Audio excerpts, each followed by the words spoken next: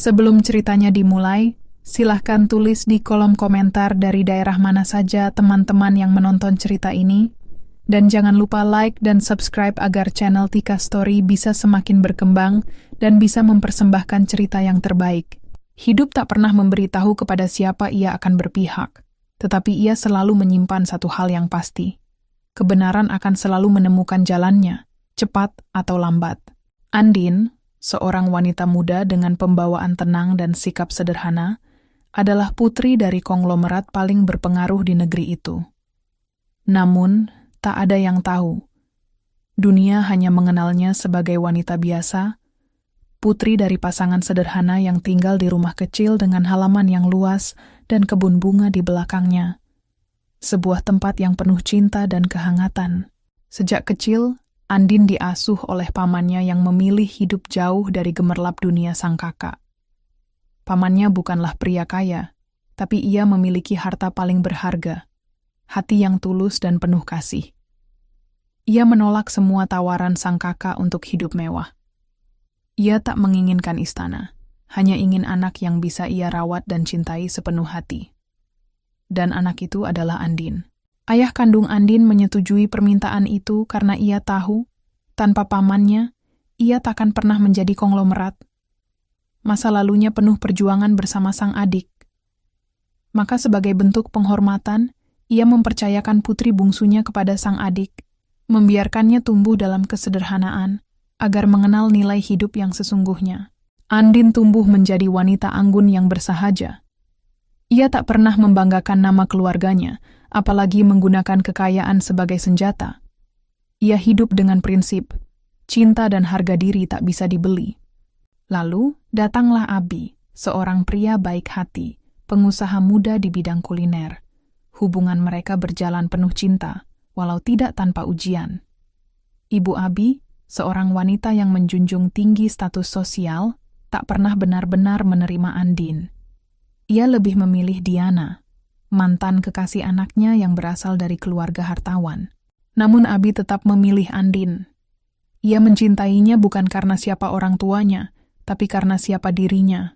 Andin pun menjadi istri dan menantu yang taat. Ia memilih berhenti bekerja untuk fokus membangun rumah tangga. Ia ingin mencintai dengan cara terbaik yang ia tahu, melayani, menjaga, dan mendampingi. Tapi cinta saja tak cukup untuk menyelamatkan hati yang tak dihargai. Hari-hari Andin dipenuhi luka yang tak terlihat, disiram oleh makian dan cacian yang ia telan sendiri. Ia mencoba kuat, mencoba bertahan demi cinta, tapi cinta tak boleh menyakitkan. Dan ketika cinta berubah menjadi luka, saat itulah seseorang harus memilih. Diam dalam penderitaan, atau bangkit dan menunjukkan siapa dirinya. Hingga suatu hari, sebuah pesta mewah menjadi panggung tempat kebenaran tersingkap dan kehinaan dibayar tunai.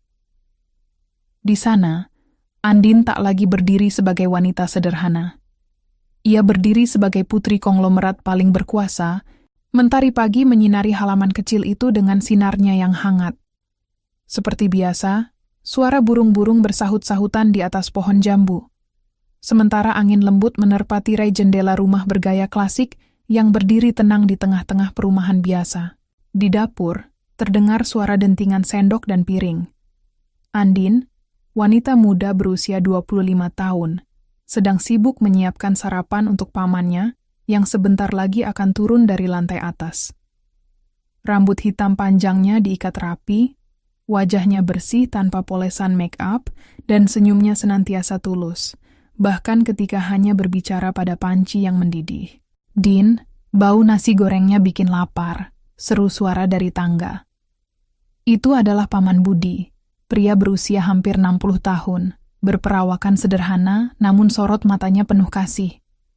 Ia mengenakan kaos polos dan sarung kotak-kotak, tampak seperti pria biasa yang hidup sederhana. Tapi bagi Andin, dialah segalanya. "Paman belum minum teh. Duduk dulu nanti Andin tuangin," kata Andin lembut, tanpa henti mengaduk wajan di depannya. Paman Budi duduk sambil tersenyum. Di matanya, Andin bukan sekadar keponakan, tapi anak kandung yang diberi Tuhan dengan cara yang tak biasa. Ia masih ingat betul hari saat kakaknya, Pak Surya, menyetujui permintaannya untuk merawat Andin sejak usia 2 tahun. Hari itu adalah awal kebahagiaannya. Istriku selalu bilang, "Din itu rejeki yang tak akan pernah kami tukar dengan apapun," ucap Paman Budi sambil memandangi Andin. Bahkan kalau dikasih 1 miliar, 2 miliar pun, Paman nggak mau. Andin tertawa kecil. "Paman jangan ngomong uang, nanti ketahuan kalau sebenarnya Paman bisa jadi orang kaya, tapi milih hidup kayak gini." "Paman dan Bibi nyaman begini, yang penting hati tenang," jawabnya. "Lagi pula lihat Din sekarang, tumbuh baik, mandiri, bisa masak nasi goreng yang enak." Belum sempat ia lanjutkan, suara klakson dari luar rumah terdengar. Andin melongok dari jendela dan tersenyum. Sebuah mobil sederhana berhenti di depan rumah. Dari dalamnya keluar seorang pria tinggi dengan senyum menenangkan. Abi. Abi bukan pria dari keluarga kaya raya, tapi dia pengusaha muda yang sukses membangun usahanya dari nol. Restoran-restoran miliknya tersebar di berbagai sudut kota. Sikapnya rendah hati, tutur katanya santun, dan caranya memperlakukan Andin selalu membuat jantung wanita itu berdetak lebih kencang. "Selamat pagi, Pak De," sapa Abi sambil menyalami Paman Budi. "Pagi, Din." "Pagi, Bi. Duduk dulu, aku ambilkan teh." Abi sudah cukup lama mengenal Andin. Mereka bertemu saat Andin menjadi relawan di sebuah dapur umum bencana, tempat Abi menyumbangkan bahan makanan dari jaringan restorannya. Sejak saat itu, komunikasi mereka tak pernah terputus. Yang membuat Abi terpikat bukan hanya wajah cantik Andin, tapi kesederhanaannya, kehangatan hatinya, dan cara dia memandang hidup. Di tengah dunia yang penuh kemewahan semu, Andin adalah satu dari sedikit perempuan yang bisa membuat Abi merasa pulang. "Abi datang pagi-pagi gini, jangan-jangan bawa niat besar?" goda Paman Budi. Abi tersenyum kikuk. "Ada yang ingin Abi bicarakan, Pak De, tapi nanti setelah sarapan ya." Setelah sarapan selesai dan teh hangat tersaji di meja, Abi menatap Andin dalam-dalam. Ia kemudian berpaling pada Paman Budi dan Bibi Lina yang sedari tadi memperhatikan dengan penuh selidik. "Pak De, Bude, Andin, Abi sudah lama mengenal kalian, dan selama itu juga Abi belajar banyak tentang arti keluarga. Andin bukan hanya wanita yang Abi cintai, tapi juga seseorang yang Abi yakini bisa menjadi teman hidup." Andin menahan napas. Hatinya mulai bergetar. "Abi ingin melamar Andin. Secara resmi," ucap Abi dengan nada serius namun lembut. "Dan Abi harap keluarga Andin bersedia menerimanya." Hening sesaat. Paman Budi dan Bibi Lina saling pandang lalu tersenyum lebar. "Abi anak baik. Kami tahu kamu tulus. Dan kalau Andin memang ingin melangkah bersamamu, maka kami restui," jawab Paman Budi sambil menepuk bahu Abi. Andin menunduk, wajahnya memerah, dan senyum kecil melengkung di bibirnya. Hari itu menjadi hari yang tak akan pernah ia lupakan. Segalanya terasa sempurna. Setelah itu, Abi membawa lamaran resmi ke rumah keluarga besar Andin. Meski tinggal dengan pamannya, Andin tetap menjaga hubungan hangat dengan ayah dan ibunya. Pak Surya menyambut Abi dengan ramah, meski hanya dengan syarat satu. Jangan pernah sakiti Andin. Abi berjanji. Namun di balik semua kebahagiaan itu, ada satu pihak yang tak sepenuhnya senang. Ibu Abi, Bu Ratmi, menyambut lamaran itu dengan wajah yang datar. Ia hanya mengangguk tanpa tersenyum. Baginya, wanita seperti Andin tak lebih dari gadis sederhana, tanpa silsilah mentereng. "Kalau Abi serius, Ibu tak bisa larang. Tapi Ibu harap kamu tetap tahu siapa kamu dan siapa keluarga kita," ucapnya pelan, nyaris seperti ancaman. Abi menanggapi dengan sabar. Ia tak ingin merusak rencana kebahagiaannya. Ia berpikir, waktu akan mengubah segalanya. Sayangnya, waktu tak selalu berpihak.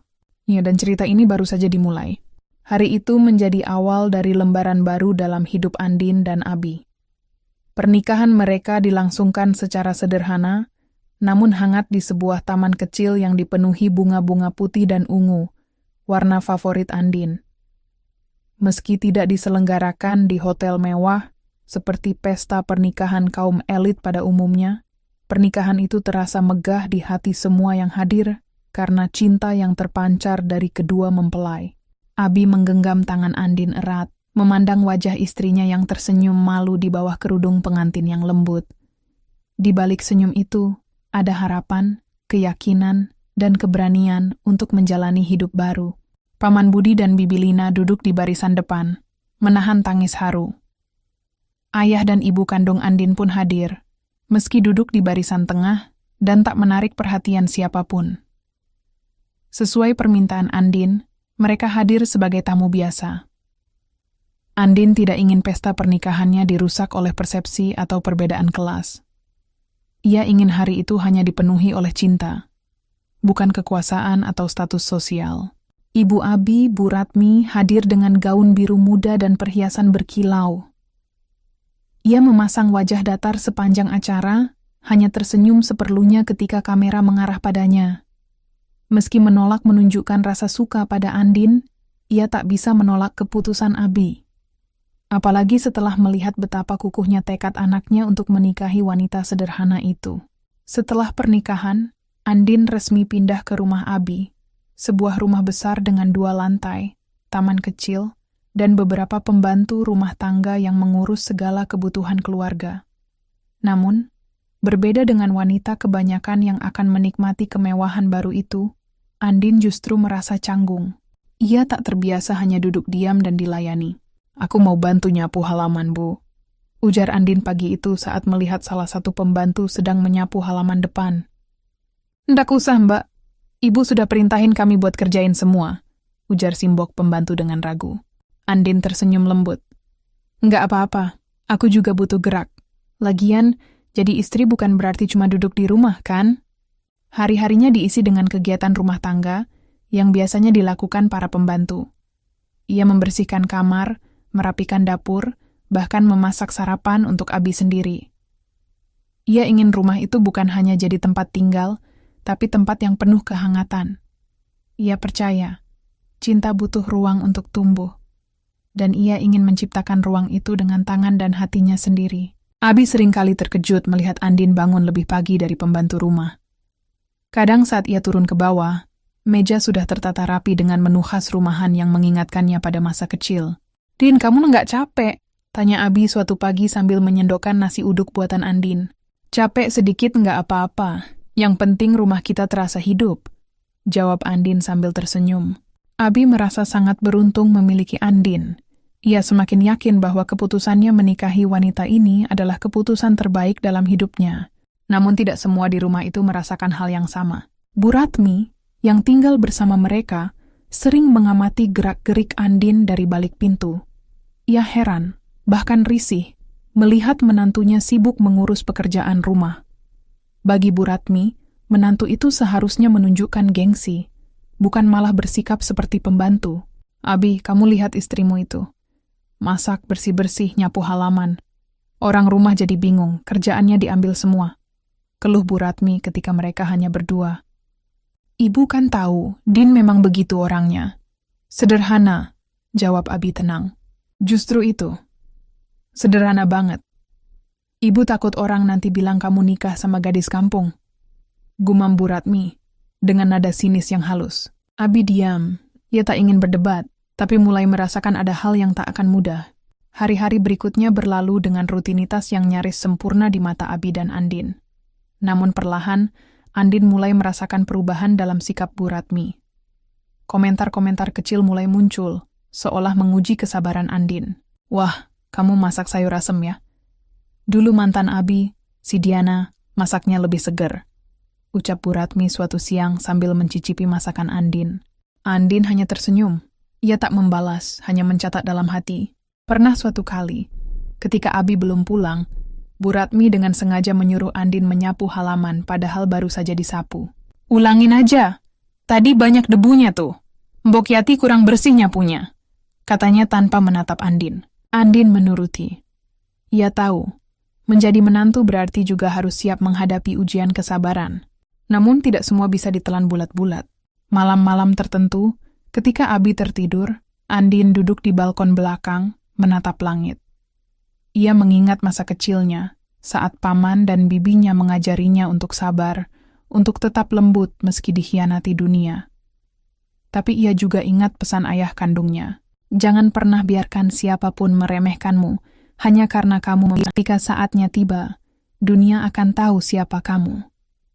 Pesan itu terus terngiang di telinganya, walau ia tak pernah mengungkapkan siapa dirinya di rumah suaminya. Untuk saat ini, Andin memilih untuk tetap bertahan. Karena ia percaya cinta bila tulus akan menuntunnya pada kebenaran, dan kebenaran itu, cepat atau lambat, akan menemukan jalannya sendiri. Musim berganti. Pernikahan Andin dan Abi telah berjalan hampir 6 bulan. Rumah tangga mereka dari luar tampak tenang, tapi di dalamnya, luka-luka kecil mulai tercipta. Bukan dari pertengkaran suami istri, tapi dari satu sumber yang sama. Ibu mertua Andin, Bu Ratmi. Awalnya, komentar-komentar Bu Ratmi hanya sekadar sindiran ringan. Namun kini, setiap kalimatnya seperti racun yang menetes perlahan ke dalam hati Andin. Ia sering melemparkan perbandingan antara Andin dengan Diana, mantan kekasih Abi yang konon anak seorang pemilik jaringan perhotelan ternama. Kalau Diana yang di rumah ini, ibu yakin Abi udah punya 2 cabang restoran lagi. Katanya suatu sore saat Abi sedang di luar kota. Andin yang sedang menghidangkan teh hanya tersenyum. Ia sudah terbiasa dengan perbandingan semacam itu. Tapi setiap kata tetap meninggalkan luka. Luka yang ia sembunyikan rapat-rapat dari suaminya. Kadang, Bu Ratmi menyuruh Andin melakukan pekerjaan rumah tangga yang bahkan tidak logis. Misalnya, mengepel seluruh rumah 2 kali sehari, atau menyetrika pakaian padahal sudah ada pembantu yang ditugaskan khusus untuk itu. Kalau kamu cuma duduk-duduk aja, orang bisa mikir kamu numpang hidup, Din. Katanya dengan tajam suatu pagi. Andin tahu, apapun yang ia lakukan tetap akan salah di mata ibu mertuanya. Bahkan ketika ia memasak makanan kesukaan Abi, Bu Ratmi tetap mencari-cari celah untuk mencela. Duh, asin banget ini. Diana masak selalu pas rasanya. Kamu sih kebanyakan kasih garam. Apa kamu biasa masak makanan kampung ya? Tanya Bu Ratmi tajam. Andin hanya menunduk. Ia tahu, melawan hanya akan membuat keadaan semakin buruk. Maka ia hanya tersenyum kecil, mengemasi piring, dan menyendiri di dapur setelah selesai makan. Suatu hari, saat Abi pulang lebih cepat dari biasanya, Andin tampak sedang mengepel ruang tamu. Peluh membasahi dahinya, dan tangannya tampak lelah menggenggam gagang pel. Din, kamu ngapain sih? Bukannya udah ada pembantu ya? Tanya Abi, mengernyit. Andin tersenyum, mencoba menutup semuanya. Cuma bantu-bantu aja, Bi. Biar badan gerak sedikit. Abi tampak tak curiga. Ia duduk di sofa, menghela napas panjang. Andin ingin sekali menceritakan bagaimana hari-harinya penuh tekanan dari ibu mertuanya, tapi ia menahan diri. Ia takut dikira mengadu atau tak menghormati orang tua suaminya, namun tekanan demi tekanan mulai membekas di hati Andin. Ia mulai susah tidur. Kadang, ia menangis diam-diam di kamar mandi sambil menutup mulut agar tak terdengar siapapun. Paman dan bibinya sesekali mengunjunginya, tapi Andin tak pernah membagi kisahnya sepenuhnya. Ia tak ingin mereka khawatir. Suatu sore, Bu Ratmi kedatangan tamu istimewa, Diana. Diana datang dengan mobil mewah dan mengenakan busana berkelas. Saat turun dari mobil, senyumnya lebar dan ramah. Namun di balik tatapan matanya, Andin bisa merasakan penilaian yang menyelidik. Diana, kamu makin cantik aja. Masya Allah. Seru Bu Ratmi sambil memeluk wanita itu dengan hangat. Diana tersenyum manis. Ibu juga tetap awet muda loh. Abi yang baru turun dari atas kaget melihat tamunya. Namun ia bersikap sopan, menyalami Diana, lalu segera menghampiri Andin yang hanya berdiri di pojok ruang tamu. Andin tersenyum kecil, menyambut Diana seperti biasa. Selamat datang, Mbak Diana. Namun Diana hanya mengangguk ringan. Oh, Andin, kamu masih di rumah juga ya? Senyuman Andin hampir pudar, tapi ia tetap tenang. Iya, saya memang di rumah. Percakapan berjalan seperti biasa. Bu Ratmi dan Diana tampak akrab, membicarakan banyak hal, dari bisnis keluarga Diana hingga rencana liburan ke Eropa. Andin hanya diam, menyiapkan minuman dan makanan kecil, lalu duduk agak jauh. Saat malam tiba dan tamu telah pulang, Andin masuk ke kamar dengan dada sesak. Ia menatap wajah Abi yang sedang melihat laptopnya. Bi, panggil Andin pelan. Abi menoleh. Iya, Din. Kenapa ibu mendekatkan Diana lagi ke kamu? Abi mengangkat alis. Maksudmu? Tadi aku lihat cara ibu memperlakukan dia. Aku nggak tahu, Bi. Tapi aku ngerasa kayak aku cuman orang asing di rumah ini. Abi meletakkan laptopnya. Nada suaranya mulai dingin. Kamu mulai menuduh ibu, Din. Andin terkejut. Aku bukan nuduh, aku cuma... Jangan bawa-bawa ibu dalam perasaan kamu, Din. Jangan mulai seperti itu. Ibu cuma menyambut tamu. Itu rumah beliau juga. Kalimat itu memukul hati Andin. Ia tak menyangka Abi langsung defensif. Padahal ia hanya ingin didengar. Malam itu mereka tidur tanpa saling berbicara lagi. Punggung mereka saling membelakangi. Keesokan harinya, Andin tetap menjalankan rutinitas seperti biasa. Tapi hatinya mulai berat. Ia mulai bertanya dalam hati, sampai kapan ia harus terus diam? Puncaknya terjadi ketika Bu Ratmi memintanya untuk mengelap semua kaca jendela luar rumah, tepat saat hujan deras baru saja berhenti. Andin mengelap kaca dengan tangan gemetar. Tubuhnya menggigil karena angin malam yang lembab. Tapi ia tetap melakukannya. Dari balik tirai, Bu Ratmi memperhatikannya dengan tatapan dingin. Biar tahu rasa, bukan cuma bisa sok-sokan jadi istri. Andin tahu ini bukan lagi soal kesederhanaannya. Ini sudah menjadi permainan harga diri. Dan perlahan, kekuatan dalam dirinya mulai bangkit. Bukan untuk membalas, tapi untuk bersiap. Karena ia tahu badai yang sesungguhnya belum dimulai. Diana mulai sering datang ke rumah. Alasan yang dikemukakan sederhana. Sekadar bersilaturahmi dengan Bu Ratmi. Tapi Andin merasakan ada sesuatu yang tak biasa. Ia bisa mencium aroma ancaman yang terselip di balik sapaan ramah dan tawa renyah wanita itu. Dalam seminggu, Diana bisa datang 3 kali. Dan yang lebih menyakitkan, setiap kali ia hadir, Bu Ratmi selalu meminta Andin untuk mengurus dapur atau membersihkan kamar belakang. Intinya, menjauh dari ruang tamu. Seolah keberadaan Andin tak pantas untuk duduk sejajar dalam perbincangan mereka. Pernah suatu sore, saat Andin diam-diam hendak membawa minuman ke ruang tamu, ia tak sengaja mendengar percakapan mereka. Ibu yakin Bi masih punya perasaan sama aku. Aku bisa lihat dari caranya memandang.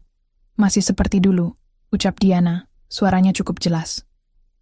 Andin tertegun di balik pintu dapur. Tangan yang membawa nampan bergetar. Makanya aku datang ke sini bukan cuma mau silaturahmi. Aku masih sayang, Bu. Dan kalau saja waktu bisa diputer, makanya kamu jangan menyerah.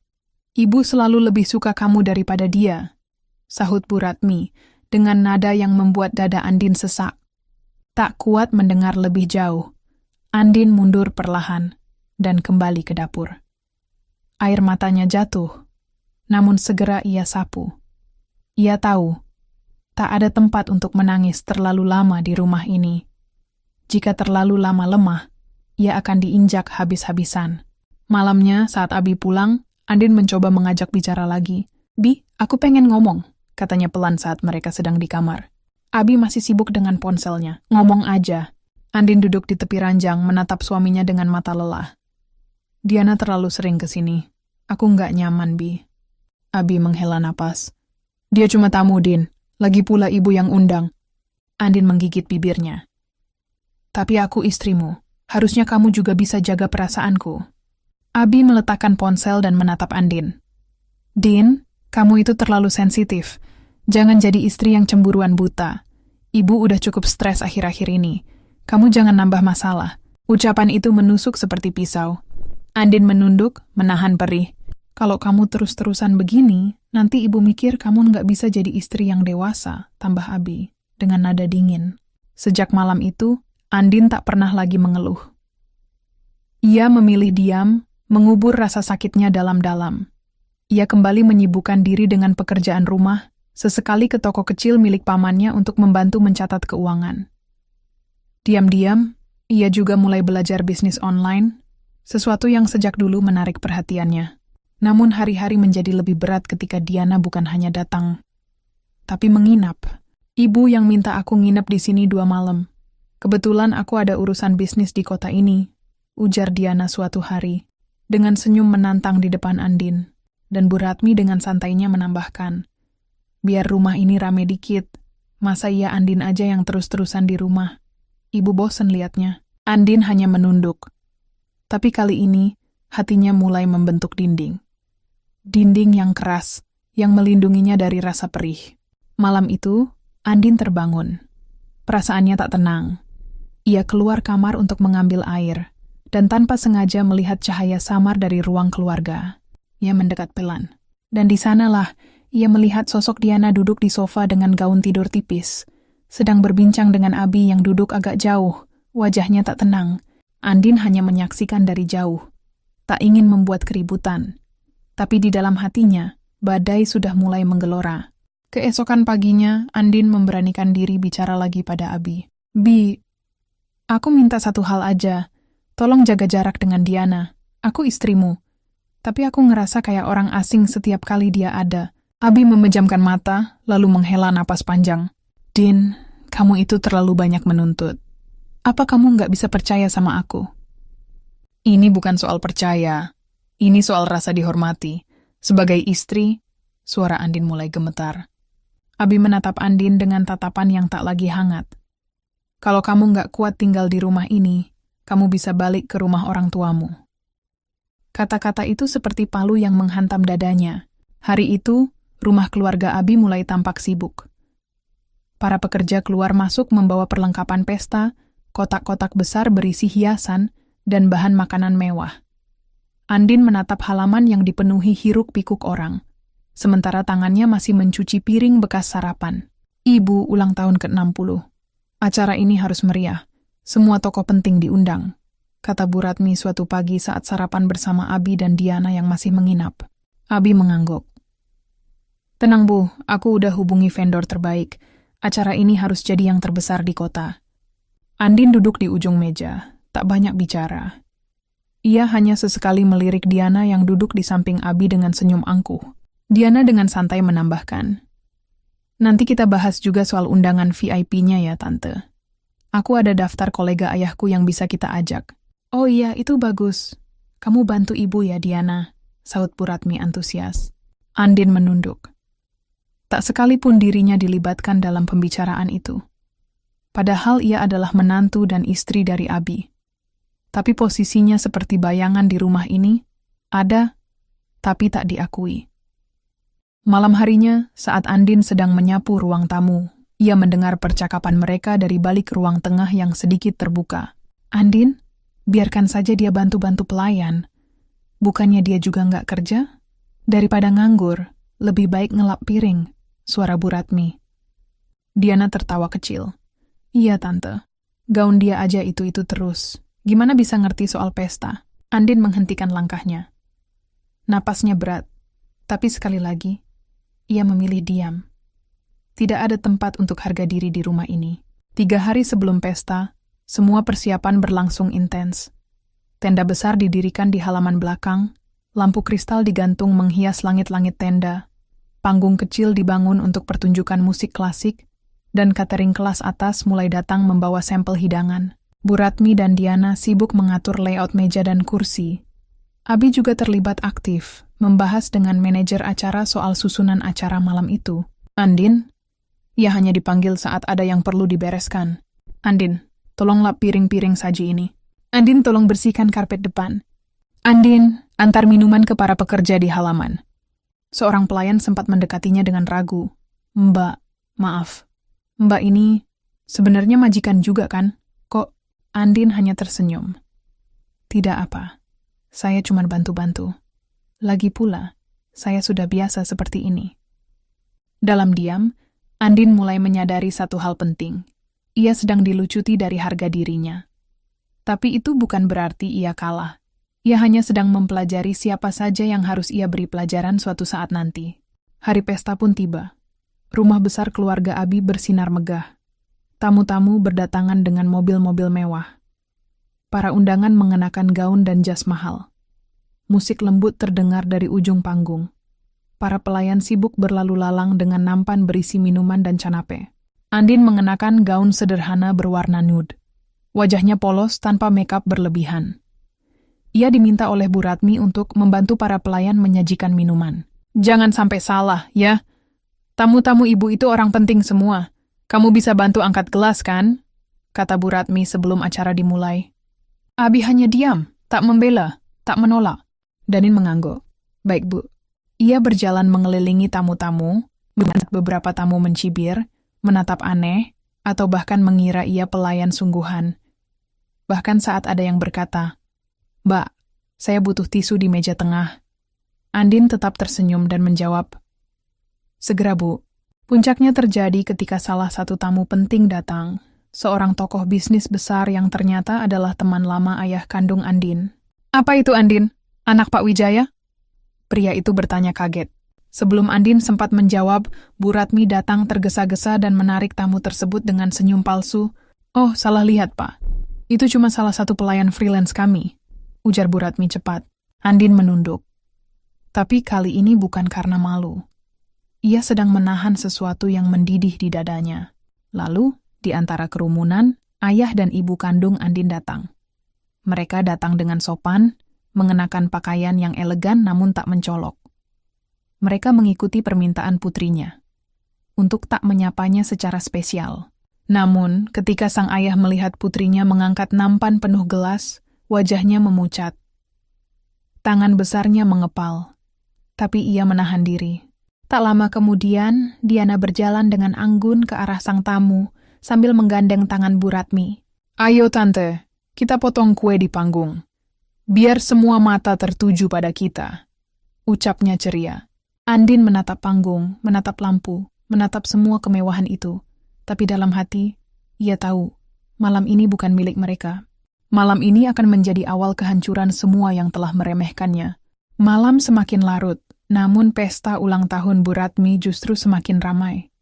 Lampu-lampu kristal di halaman rumah besar itu berkilauan, musik klasik menggema lembut dari sudut panggung, dan para tamu masih asyik berbincang sambil menyesap wine yang disajikan.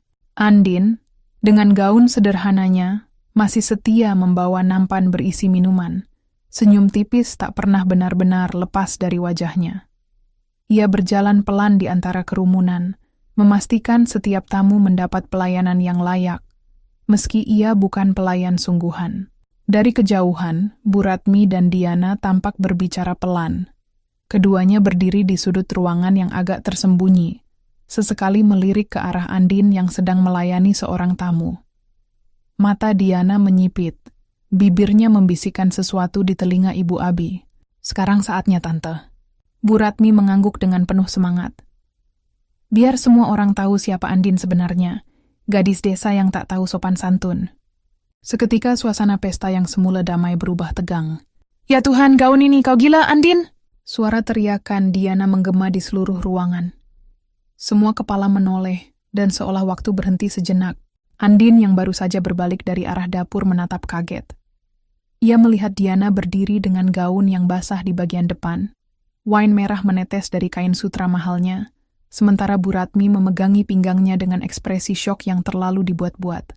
"Dia menyiramku! Dia sengaja menuang wine ini ke tubuhku!" teriak Diana histeris. Andin tertegun. Matanya langsung mencari Abi yang baru saja kembali dari berbicara dengan seorang kerabat. Abi berjalan cepat mendekat, ekspresi wajahnya tak bisa dibaca. "Apa ini?" Bu Ratmi mengambil alih. "Andin, dia menumpahkan minuman itu ke Diana. Aku lihat sendiri. Tadi dia melintas dan... brak, langsung tertumpah." "Tidak, aku tidak." Suara Andin tertahan. Diana mendramatisasi lagi, menahan tangis yang dipaksakan. "Aku cuma ingin bantu Tante Abi. Aku nggak salah apa-apa. Tapi dia selalu membenciku." Semua mata kini tertuju pada Andin. Bisik-bisik mulai terdengar, dan beberapa tamu mulai mengangkat ponsel, merekam keributan yang tak terduga itu. Abi melangkah mendekati Andin, matanya merah menahan emosi. "Apa kau sebenci itu sama ibu dan Diana? Harusnya aku tahu kau tak pernah benar-benar terima mereka." "Abi, aku tidak melakukannya." Plak!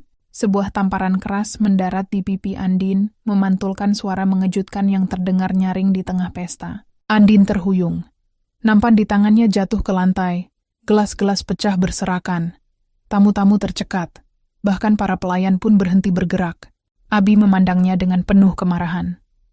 "Kamu bukan perempuan baik. Dari awal kamu cuma berpura-pura. Kamu cemburu sama Diana, kamu benci ibuku, dan sekarang kamu mempermalukan kami di depan semua orang." Air mata Andin jatuh.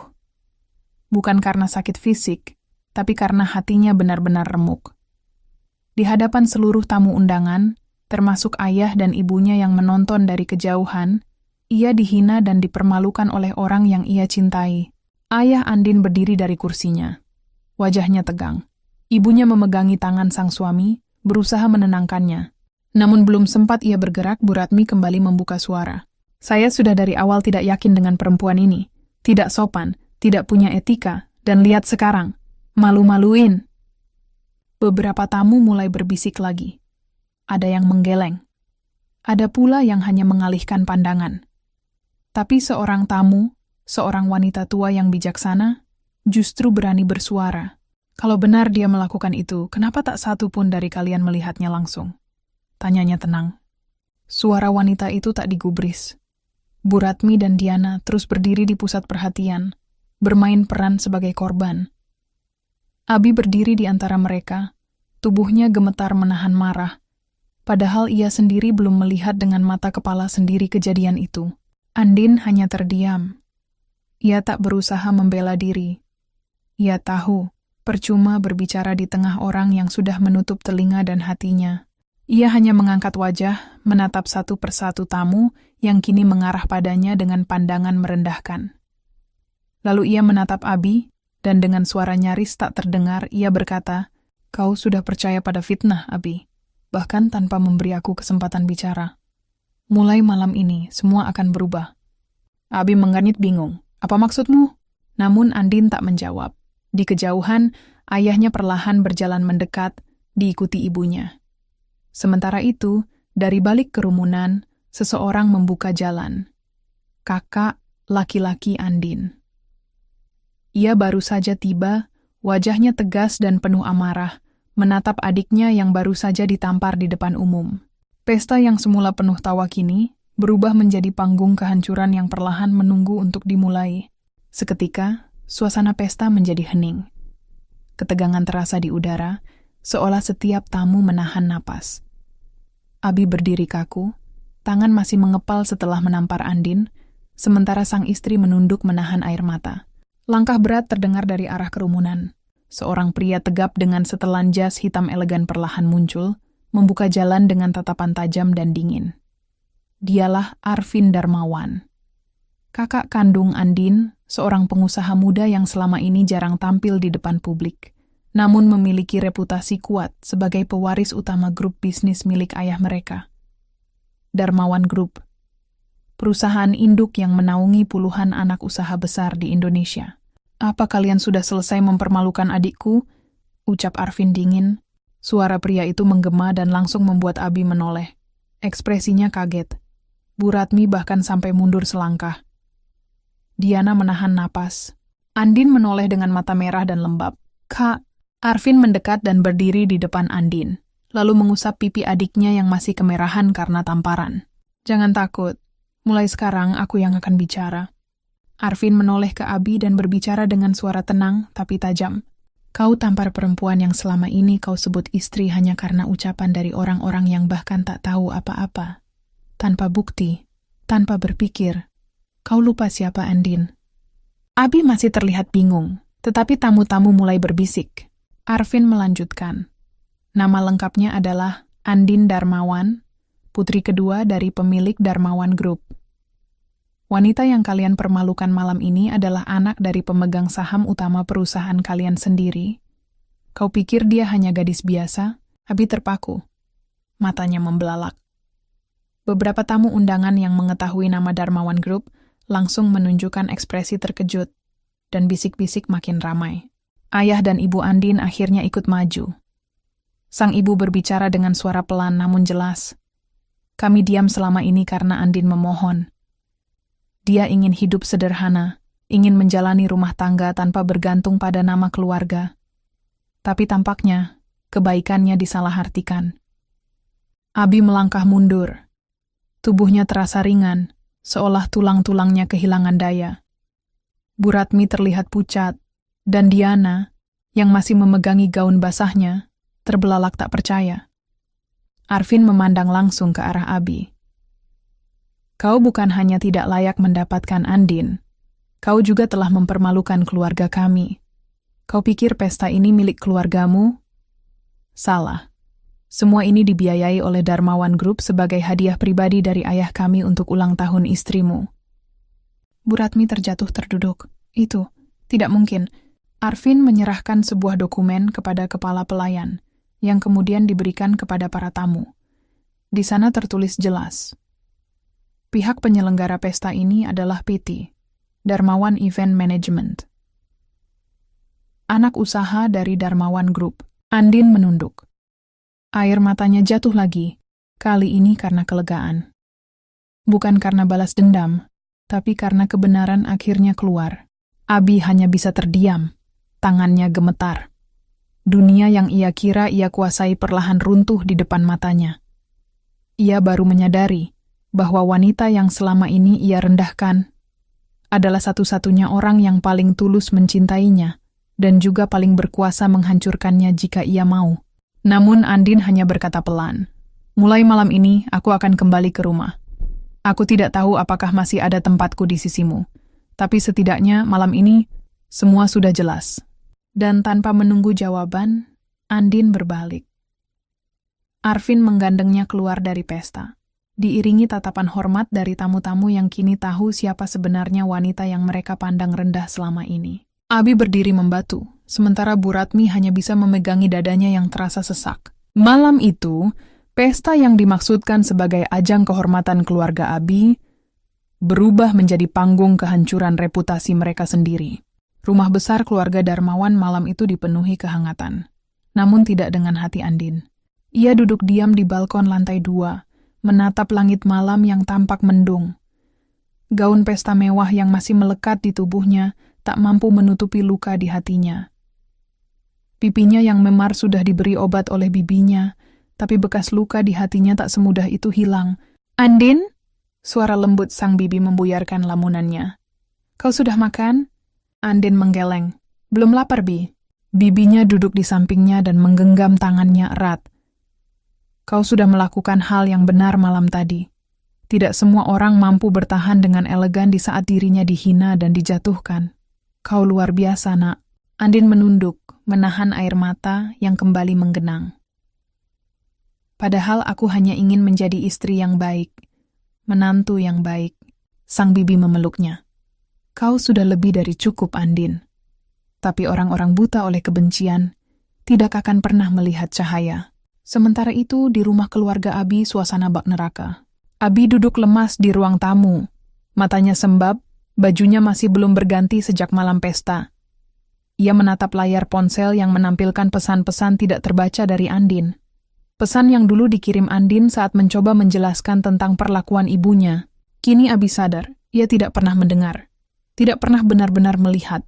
"Semua ini salahmu," teriak Bu Ratmi sambil menangis. "Kau malah memihak perempuan itu. Kini hidup kita hancur." Abi berdiri. "Bukan salah Andin, Bu. Semua ini salah kita. Aku menyakitinya. Dia memfitnah aku dan Diana." Abi memandang ibunya dengan mata merah. "Apa ibu pikir aku benar-benar tidak tahu? Aku lihat sendiri Diana sengaja menjatuhkan minuman itu. Tapi aku terbawa emosi. Aku ikut menghina perempuan yang menjadi istriku sendiri. Yang setia, yang tulus." Bu Ratmi terdiam. Baru kali ini Abi membentaknya. Tiba-tiba suara ketukan pintu terdengar. Abi buru-buru membukanya berharap itu Andin. Ternyata bukan. Seorang pengacara berdiri di depan pintu, mengenakan jas hitam dan membawa sebuah map coklat. "Maaf, saya dari kantor hukum Darmawan & Co. Saya ditugaskan untuk menyampaikan dokumen gugatan cerai dari Nona Andin Darmawan." Abi merasa jantungnya nyaris berhenti berdetak. "Tidak, tolong jangan. Saya ingin bicara dengannya. Tolong..." "Maaf, Tuan. Semua sudah menjadi keputusan beliau." Pengacara itu menyerahkan dokumen dan pergi. Abi merobek map itu dan membaca isinya dengan gemetar. Gugatan cerai atas alasan perlakuan kasar secara verbal dan fisik, ketidakpedulian pasangan terhadap kesehatan mental istri, dan penelantaran emosional. Abi terduduk. Air mata jatuh satu persatu. Keesokan harinya, Abi nekat datang ke rumah keluarga Darmawan.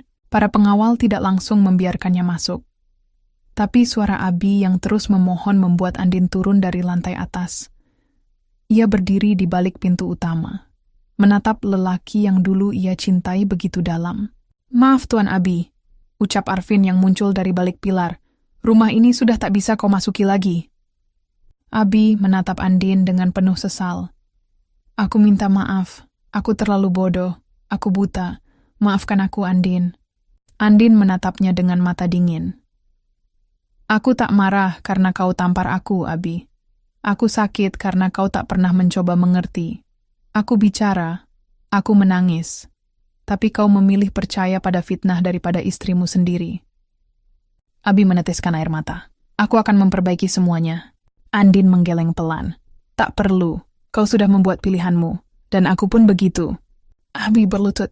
"Andin, jangan tinggalkan aku." Andin menoleh ke arah Arvin dan ayahnya. "Tolong antar Tuan Abi keluar." Abi mencoba mendekat, tapi para pengawal langsung menahannya. Arvin berjalan mendekat dan berbisik dingin. "Kau tidak hanya melukai adikku. Kau juga melecehkan keluarga kami. Bersyukurlah Andin yang melunak. Kalau hanya aku, kau sudah kulenyapkan dari dunia bisnis sejak kemarin." Abi terdiam, tubuhnya lemas. Ia tak bisa berbuat apa-apa. Pintu rumah perlahan tertutup. Dan dengan itu pula, tertutup seluruh harapan Abi untuk memperbaiki segalanya. Kabar kehancuran pesta ulang tahun Bu Ratmi menyebar seperti api di musim kemarau. Dalam hitungan jam, media sosial penuh dengan video tamparan yang dilakukan Abi terhadap Andin. Namun, lebih menggemparkan lagi adalah pengakuan ayah Andin yang membuat semua tamu undangan dan publik terdiam. Andin Darmawan, putri bungsu dari keluarga konglomerat Darmawan Group. Selama ini dikenal hanya sebagai istri dari pengusaha kuliner biasa, ternyata ia adalah pewaris dari salah satu kerajaan bisnis terbesar di negeri itu. Keesokan harinya, ruang kerja ayah Andin tampak sibuk. Para pengacara dan tim keuangan keluar masuk dengan dokumen dan laporan yang menumpuk. "Arvin, kamu sudah kontak pemilik gedung sewa tempat usaha Abi?" tanya Pak Darmawan dengan nada tenang, tapi penuh ketegasan. Arvin mengangguk. "Sudah, Ayah. Kontrak mereka tidak akan diperpanjang. Aku juga sudah berbicara dengan supplier bahan baku mereka. Tidak satu pun yang berani kirim barang lagi setelah tahu siapa yang mereka hadapi." Pak Darmawan mengangguk puas. "Bagus. Ini bukan pembalasan dendam. Ini pelajaran untuk siapapun yang menganggap enteng anakku." Sementara itu, Bu Ratmi panik bukan main. Setelah kejadian malam itu, banyak investor yang menarik modal dari restoran Abi. Beberapa proyek kolaborasi dibatalkan mendadak. Bahkan lisensi dan izin operasionalnya mulai ditinjau ulang oleh instansi terkait. "Kenapa semua orang tiba-tiba menolak kerjasama?" Serunya panik, membolak-balik berkas dengan gemetar. Abi menatap ibunya dengan mata kosong. Ia tahu, ini bukan tiba-tiba. Ini karena aku, karena perbuatanku. Dan benar saja, tak sampai 2 hari setelah pesta itu, berita resmi menyatakan, restoran utama milik Abi ditutup sementara karena pelanggaran izin dan ditinggal seluruh investor. Abi hanya bisa menatap layar televisi yang menampilkan wajah ayah Andin saat memberi pernyataan kepada media. "Yani putri saya, Andin Darmawan, telah dilecehkan dan dipermalukan di hadapan umum. Kami tidak akan mengambil langkah hukum, namun kami akan menggunakan hak kami sebagai pemegang kekuasaan ekonomi untuk memberikan pelajaran yang layak. Siapapun yang menginjak kehormatan keluarga kami harus siap kehilangan segalanya." Ucapan itu dingin, tegas, dan menggema ke seluruh penjuru negeri. Tak hanya keluarga Abi, keluarga Diana pun turut goyah. Ayah Diana yang awalnya begitu percaya diri karena merasa sudah dekat dengan keluarga Bu Ratmi, langsung memutuskan hubungan setelah melihat betapa besarnya kekuatan keluarga Darmawan. "Aku tak mau berurusan dengan keluarga itu. Kita bisa hancur," bentak ayah Diana sambil melemparkan dokumen ke wajah putrinya. Itu bukan salahku, Ayah. Ibu Abi yang menyuruh." "Diam! Mulai sekarang, keluar dari rumah ini. Karena ulahmu, reputasi kita rusak, relasi bisnis ayah bubar, saham kita turun. Kau pembawa petaka." Diana tersungkur di lantai. Seluruh hidup mewahnya runtuh dalam sekejap. Sementara itu, Andin berada di balkon rumah pamannya. Ia bersama bibi, paman, dan kedua orang tuanya. Mereka duduk bersama seperti keluarga besar yang hangat, tertawa kecil sambil menikmati teh sore. "Maaf karena ayah membiarkan semua ini terjadi, Nak," ucap Pak Darmawan lirih. "Ayah terlalu percaya bahwa Abi bisa menjagamu." Andin tersenyum lembut. "Ayah tak salah. Aku yang terlalu memaksakan bertahan." Sang paman menepuk punggungnya lembut. "Yang penting kau kembali ke tempatmu, keluargamu, di mana kau dicintai dan dihargai." Tiba-tiba Arvin datang membawa tablet dan menunjukkan video terbaru. "Lihat ini," katanya. Di layar, tampak Abi dan ibunya keluar dari rumah dalam keadaan terburu-buru. Para wartawan menyerbu mereka dengan pertanyaan, sedangkan toko dan rumah makan mereka sudah dipasang tulisan besar. "Disita." Arvin menyeringai kecil. "Semua selesai, Din. Mereka akhirnya tahu siapa dirimu sebenarnya." Andin menatap layar itu beberapa saat. Tidak ada senyuman, tidak ada dendam. Hanya perasaan lega karena semuanya telah terbongkar. "Biarkan mereka belajar dari luka mereka," ucap Andin pelan. Sang ibu memegang tangannya. "Dan kamu akan hidup bahagia, Nak, dengan keluarga yang benar-benar mencintaimu." Andin tersenyum, mengangguk. Di balik segala kepedihan, ia tahu kini ia berdiri lebih kuat dari sebelumnya. Beberapa hari setelah pesta ulang tahun yang berakhir dengan kehinaan dan pengungkapan besar-besaran tentang identitas Andin, kabar kehancuran keluarga Abi dan keluarga Diana menyebar cepat ke seluruh penjuru kota. Orang-orang yang dulu memuji-muji bisnis Abi kini menarik diri.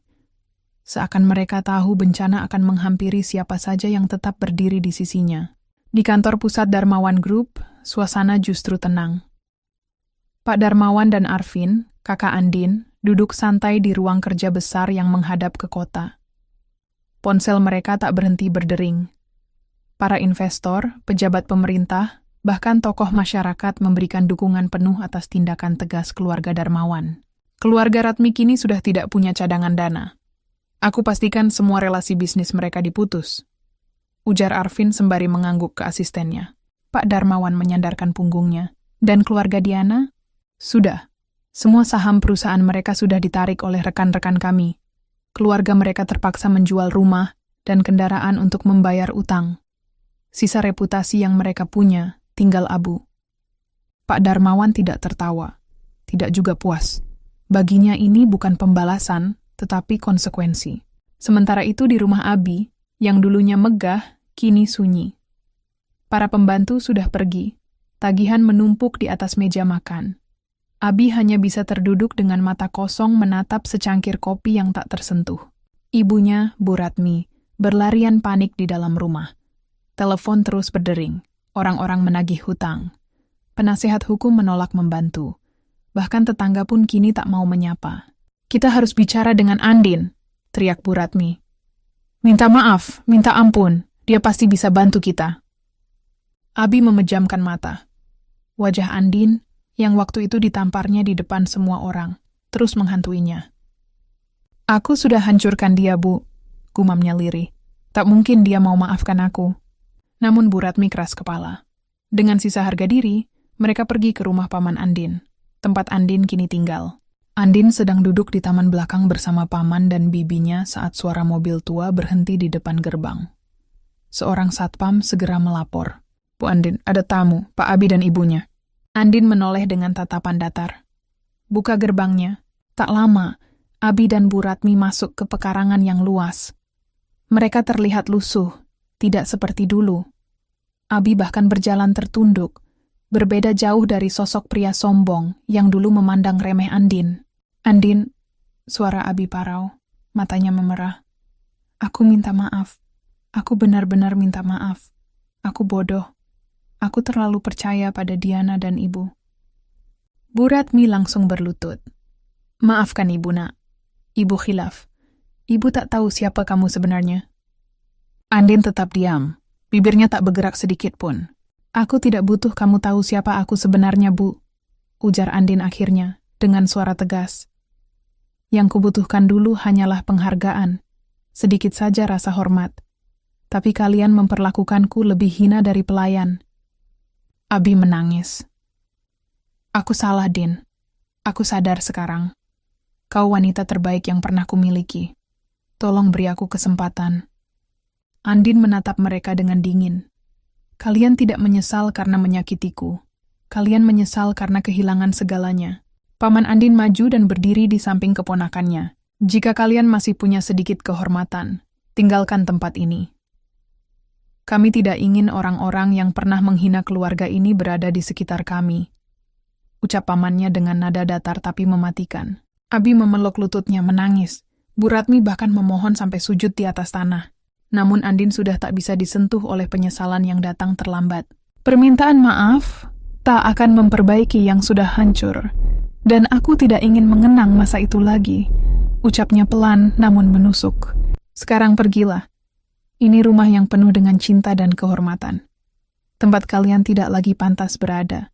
Abi dan ibunya akhirnya bangkit perlahan, terhuyung, dan meninggalkan tempat itu dalam diam. Mereka sadar. Mereka bukan hanya kehilangan bisnis dan uang, tapi juga kehilangan sosok wanita yang dulu mereka rendahkan.